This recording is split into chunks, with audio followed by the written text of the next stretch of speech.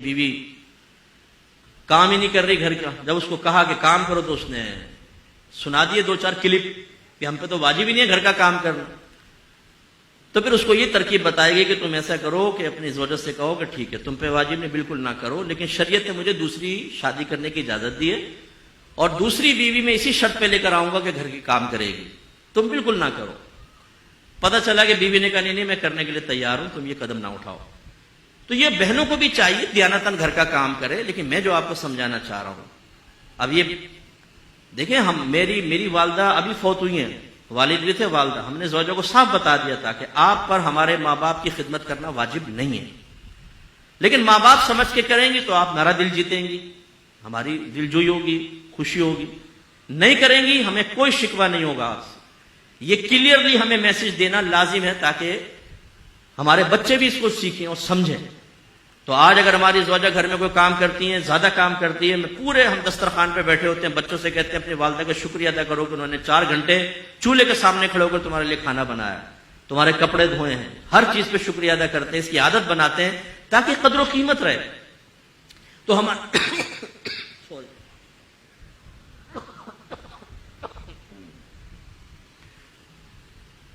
ہمارے گھروں میں جو یہ غلط چیزیں رسومات، میں رسومات میں لوں گا، خاندانی رسومات میں، کہ بیوی کو دبا کر رکھو، بیوی کو بولنے نہ دو، اگر کچھ بولے تو تھپڑ مار دو منہ پہ، کچھ ذلیل اور بے عزت کرو بچوں کے سامنے، خاندان والوں کے سامنے. غلط چیزیں ان کو ختم کریں.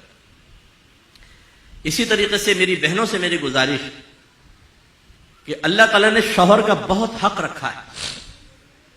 بعض بچیاں ایک ایسے گھر سے تعلق رکھتی ہیں جس میں وہ دیکھتی ہیں کہ ہر دفعہ امی ابو کو دبا لیتی ہیں،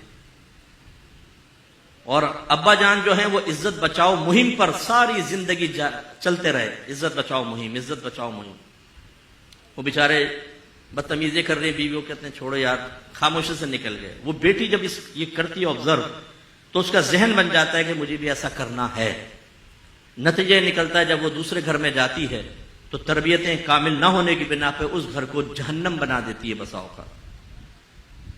یہ یاد رکھیں ہمارے گھر کو بچیاں ایسی سن رہی ہیں، نبی کریم صلی اللہ علیہ وسلم نے شوہر کا بڑا حق بیان فرمایا.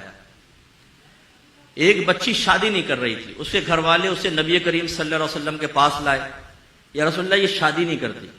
سرکار نے فرمایا تم کیوں شادی نہیں کرتی؟ اس نے سرکار کی زبان اقدس سے ہی نکلوانا چاہا، وہ جانتی ہوگی. تو اس نے کہا رسول اللہ آپ بتائیں کہ شوہر کا بیوی پر کیا حق ہے؟ تو رحمت کونین صلی اللہ علیہ وسلم نے ارشاد فرمایا کہ شوہر کا بیوی پر یہ حق ہے کہ اگر اس کا پورا جسم خون اور پیپ سے بھرا ہو اور عورت اپنی زبان سے چاٹ کر اس کے بدن کو صاف کر دے تب بھی اس کا حق ادا نہیں کر سکتی. مراد کیا ہے؟ یہ معاذ اللہ یہ نہیں کہ کوئی حقیقت ایسا، مراد کیا؟ یہ قابل نفرت کام ہے. یعنی عورت شوہر کا حق اسی وقت ادا کر سکتی ہے جب اس کی طرف سے آنے والی تلخیوں کمیوں کے اوپر صبر کرے اور اللہ کی رضا کے لیے اس کا گزارا ساتھ دیتی رہے. اتنا حق رکھا ہے. اور ایک روایت میں فرمایا کہ اگر میں مخلوق کو سجدہ کرنے کا حکم دیتا تو بیویوں کو حکم دیتا کہ اپنے شوہروں کو سجدہ کریں، لیکن سجدہ تو صرف اللہ کے لیے ہی جائز ہے. اس سے ہماری وہ بہنیں ذرا درس حاصل کریں جو شوہر کو آنکھوں میں آنکھیں ڈال کے گفتگو کرتی ہیں، بعض اوقات تو گریبان پکڑ لیتی ہیں، ماں بہن کی گالیاں بکتی ہیں. ہمارے پاس تو کیسز آتے رہتے ہیں اس طرح کے بے شمار. وہ ایک بہن نے روتے ہوئے کہا مفتی صاحب میرے شوہر نے مجھے مارا پیٹا گالیاں بکیں. تو میں چونکہ تجربہ کار ہوں ان چیزوں کا، تھوڑا سا تجربہ کار سے مراد لوگوں کے مسائل سننے کے اعتبار سے، یہ نہیں کہ گھر میں کوئی تجربے کر رہا ہوں. تو میں نے ان خاتون سے کہا کہ آپ پہلے تو رونا بند کریں، پھر مجھے سچ سچ بتائیے گا آپ نے کیا کیا تھا. کہنے کہ میں نے بھی گریبان پکڑ کے کھینچا تھا اور گالیاں کٹی سی.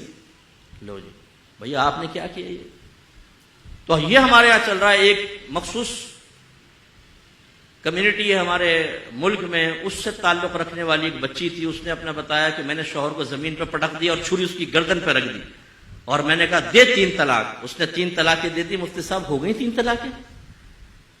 اب بھولے پن کی انتہا دیکھیں آپ، اور اس کی شیرنی کی بہادری دیکھیں آپ. اب یہ لڑکی کیسے سے بہادر بن گئی؟ اپنی ماں کو دیکھا ہوگا، اپنی خالہ کو دیکھا ہوگا کہ ہر ایک نے لمبے ناخن رکھ کے منہ کے شوہر کے منہوں کو چھیلا ہے اور کچلا ہے، تو وہ بھی اس میں پڑ گئی.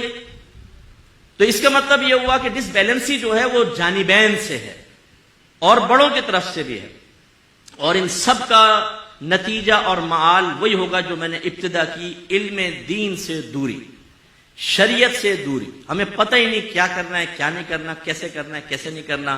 اپنی عقل، اپنے خاندان، اپنے دوستوں یا سہیلیوں یا بڑوں کے مشوروں سے جب آپ گھر چلائیں گے تو ہزارہا چیزیں شریعت کے خلاف ہوں گی اور ان کی بے برکتی آپ کے سامنے آئے گی۔